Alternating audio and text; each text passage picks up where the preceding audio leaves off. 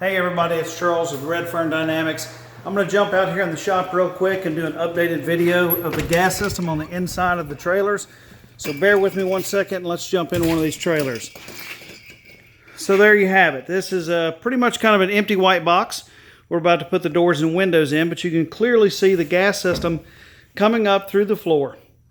You have one individual shutoff valve and gas line for each piece of equipment that is required by code. So the size of that can be 1/2 inch, 3/4, or 1 inch, just depends on the size of the equipment that it's going to attach to with its main shutoff.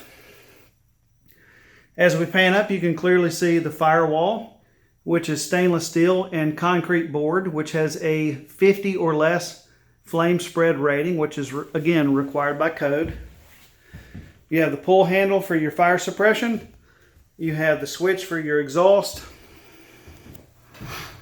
You have the bottle system for the actual fire suppression. You can see the nozzles in place. The filters aren't in there yet. We still have some cleaning to do before we do that. But we'll kind of pan up and you can see the inside of the hood, the clamshells, and most importantly, the grease rated exhaust system. It's very important. So we'll pan back. You'll get a different picture of the whole thing. Your NSF dormant hoses will attach to the union fittings on each one of those stub ups, as you see. Each one of the stub ups are protected by a rubber liner, as they're supposed to be. And that is basically what you will see inside of your trailer when you pick it up. Thanks.